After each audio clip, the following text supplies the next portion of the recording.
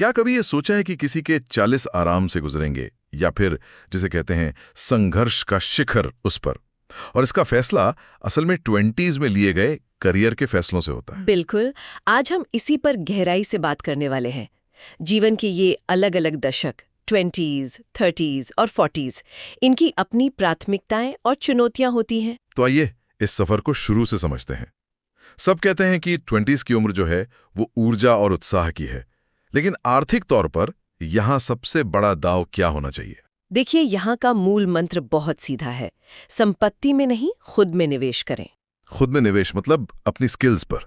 हाँ, अपनी स्किल्स को बेहतर बनाने पर पैसा और समय लगाइए, ताकि करियर की शुरुआत में ही सबसे ऊंची सैलरी मिल सके।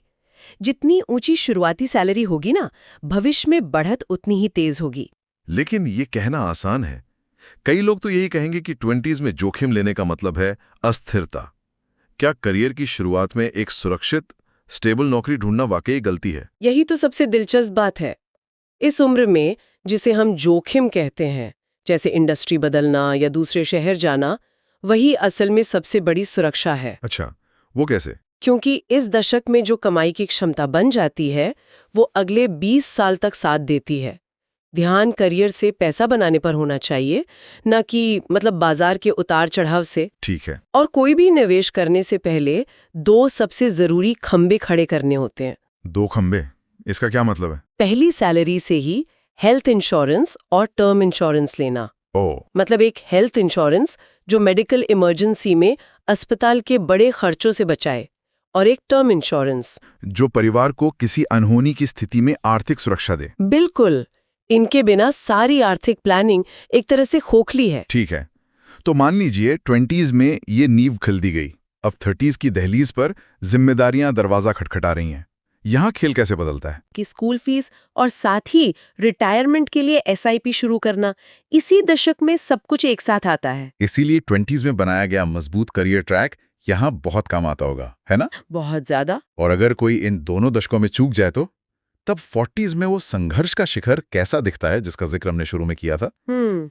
एक कल्पना कीजिए 2 दोस्तों की। एक ने 20s में सुरक्षित नौकरी चुनी और वहीं टिक गया।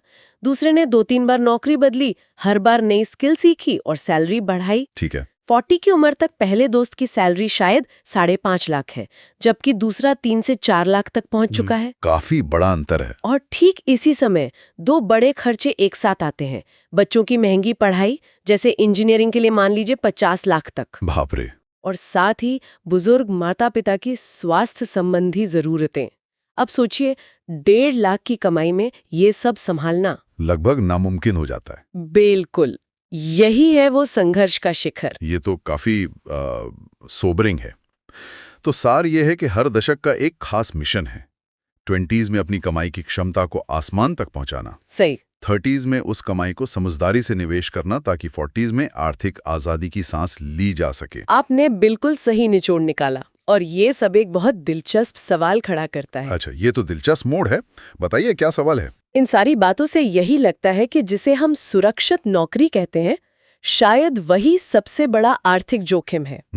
सोचने वाली बात है। तो सवाल ये है कि अगर स्थिरता एक नौकरी में नहीं है, तो असली सुरक्षा क्या है? क्या ये लगातार अपने स्किल्स को बढ़ाते रहना है, या आर्थिक रूप से स्वतंत्र होना है, या फिर कुछ और?